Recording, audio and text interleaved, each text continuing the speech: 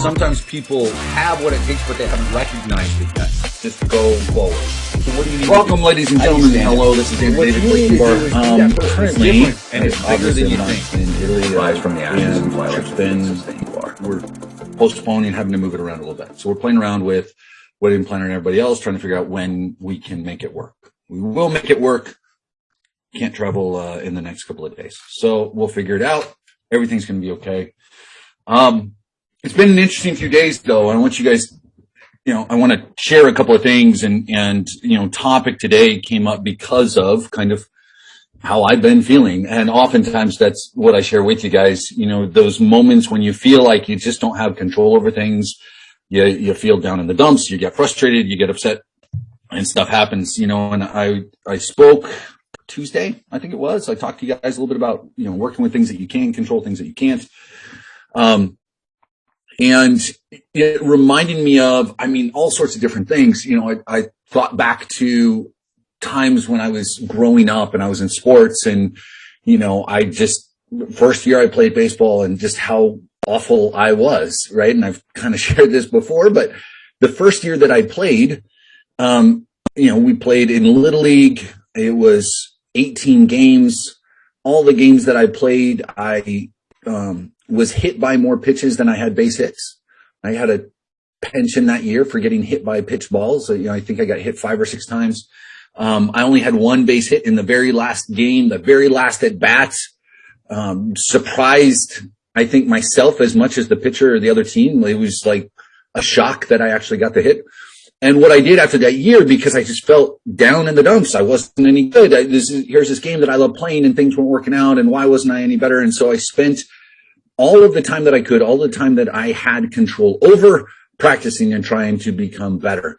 I was a little kid that didn't enjoy, in PE, those moments where, for boys, I know this doesn't happen for girls, obviously, but, a lot of us boys growing up, you're in PE, you get in gym class, and it's, you play shirts versus skins. If they don't have extra jerseys for you, you play shirts and skins, right? And that's how they separate the teams. And I hated being on the skins team because I was embarrassed, right? And, during this season, after that first season of baseball, I started running, I started doing other things, and I set up a rope outside the front of the house hanging off the oak tree with a wiffle ball on it. I would go out every day and I would hit this ball over and over and over and over again, hundreds of times every day until the next year.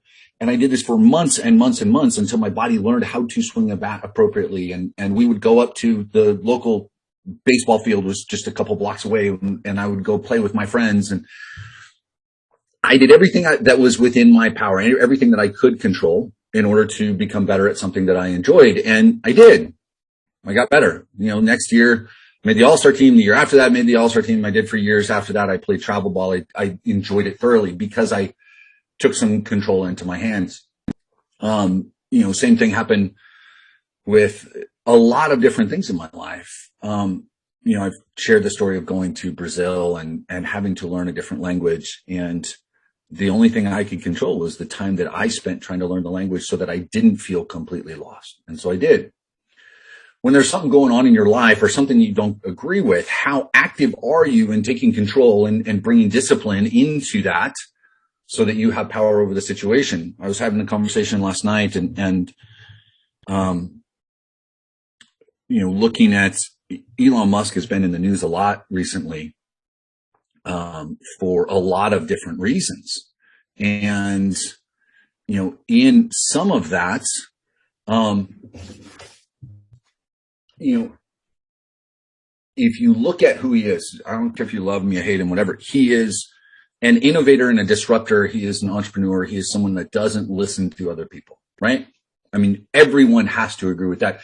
Years ago, here's this smart kid from South Africa who says, I don't like the way that the internet takes money. I don't like the way that finances are handled online. I don't like the way the banking system works. I'm going to create something different. He went out and he created PayPal, right? I hope everybody knows that. Elon created PayPal, and they built it up.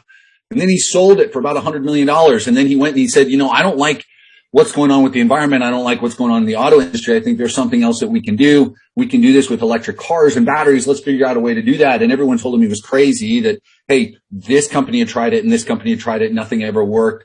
GM tried to come out with this car. And during '08, when, all these auto manufacturers had to be kind of propped up by the U.S. government with an influx of cash, Tesla was one of the companies that got it, but it was the first company that actually paid back their loan.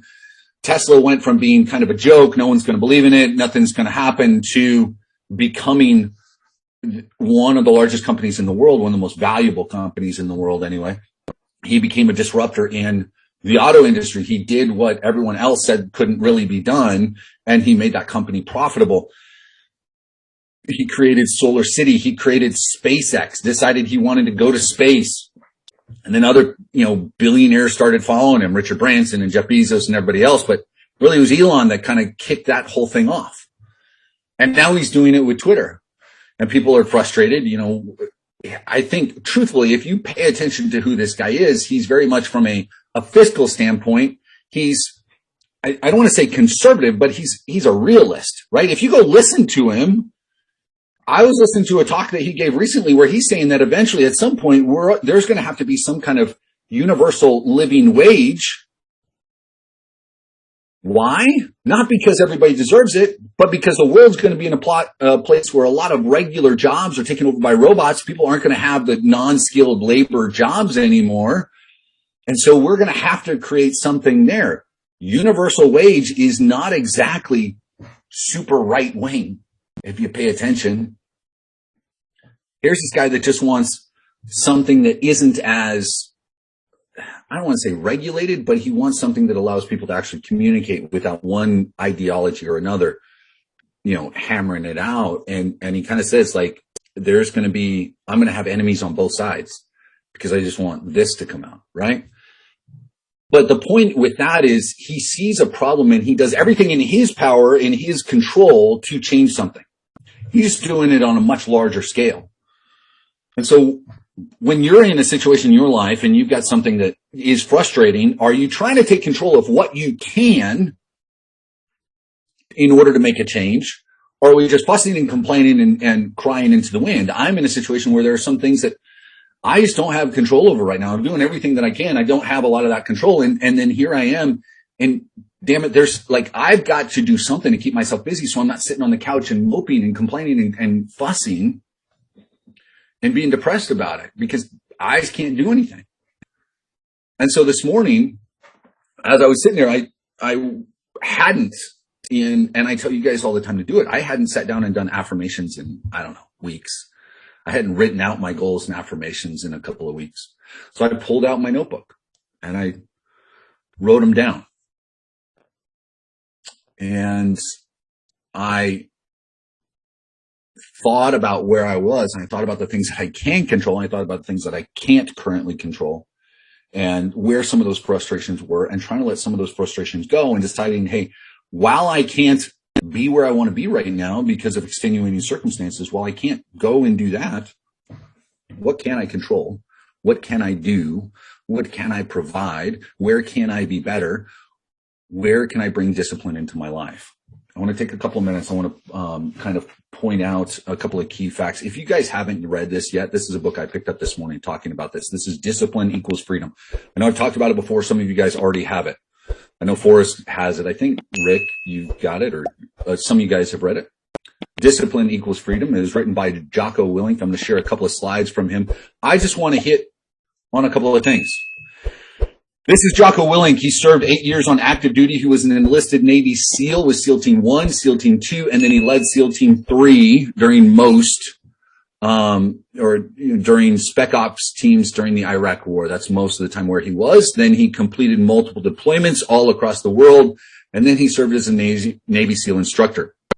He retired in 2010 officially after 20 years of service. He has a huge podcast. He has a huge YouTube channel. He has millions of followers across social media. He is an author. He's got multiple bestseller books, both for adults and for kids. He is a speaker. He's a TEDx speaker. He's done others. He founded Echelon France, is a premier leadership consulting company. This book, though, in honesty, this was some of what I needed. I needed some of the affirmations. I needed the positivity. but I also needed to look and say, what do I have in my hands that I do have control of? What can I do for myself? And so I'm just going to share a couple of the quotes from this book. I'll share these slides with you guys if you really like, but the book is phenomenal. Inside The Way of Discipline, he says, there is no easy way. And guys, this is something that we have to understand. There just isn't. There's hard work, there's late nights, there's early mornings, there's practice, rehearsal, repetition, study, sweat, blood, toil, frustration, and discipline. Discipline. Discipline equals freedom. If you have discipline, you have an opportunity in your life to do more.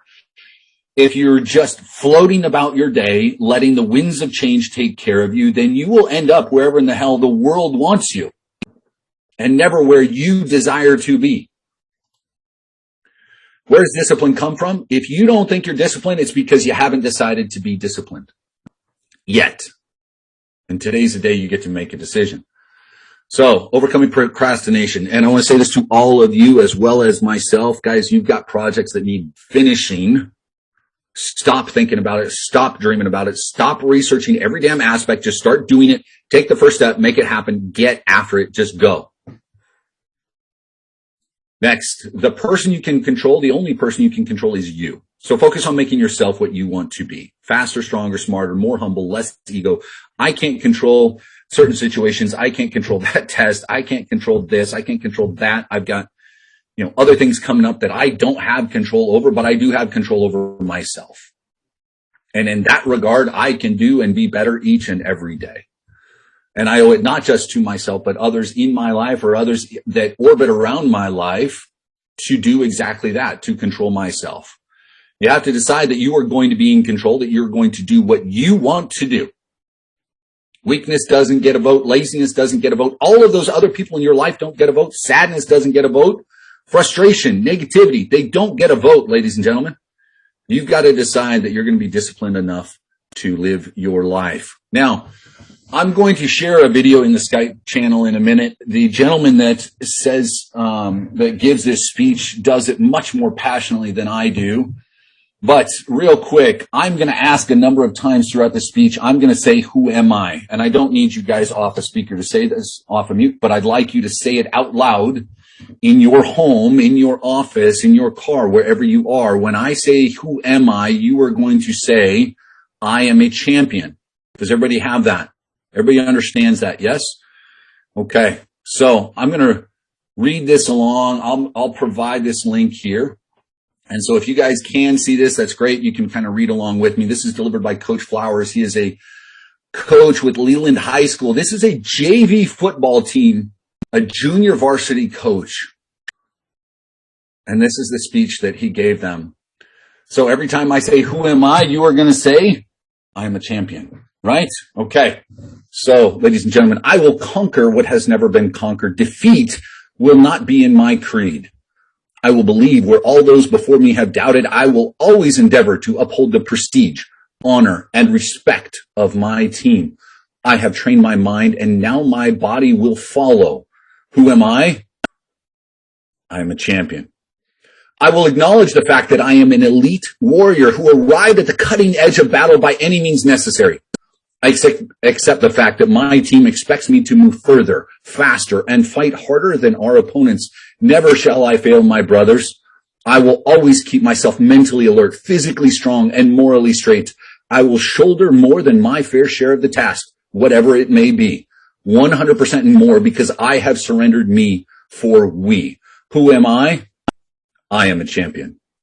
Gallantly will I show that I am a specially selected and well-trained warrior. My heart and my soul will be the fuel to carry my body when my limbs are too weary.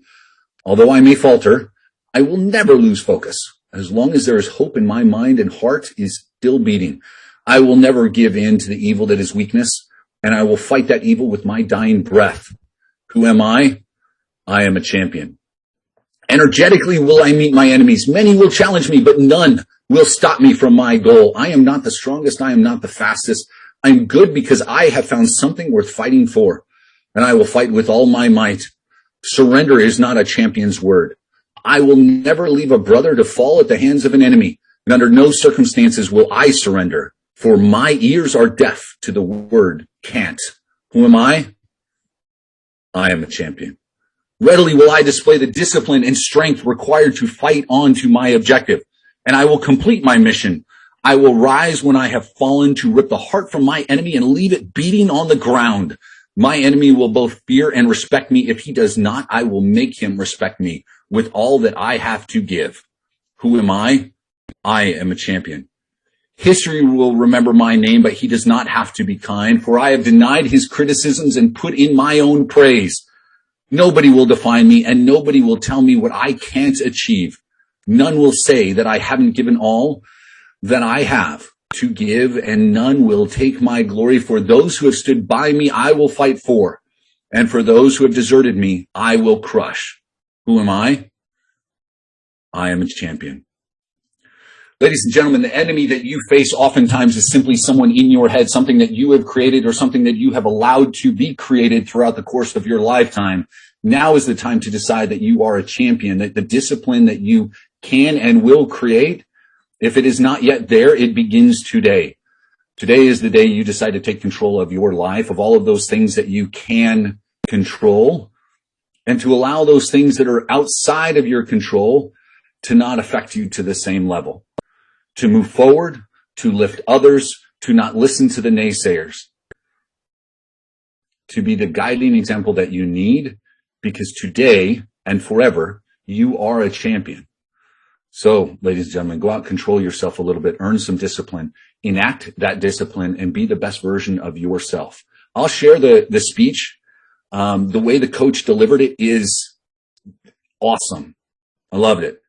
And it was given to me by a partner, by kind of a mentor of mine within minutes of delivering this talk today. Legitimately, 5 minutes before I got this, that message came through. I'd already decided on my topic, and I went, if that isn't serendipitous, then I don't know what is. Guys, go out, have an amazing day, have an amazing weekend. I will see you guys. Fortunately, unfortunately, I will see you guys on Monday from right here. Soon some changes will be made. Hopefully things come out where they need to. So go out, have an amazing day, guys. Love you. Talk soon. How do you stand out? Thank you, Andrew. What you need to do Make it a great day. bigger than you Have a great weekend, everybody. Rise from the ashes and fly like the phoenix is saying.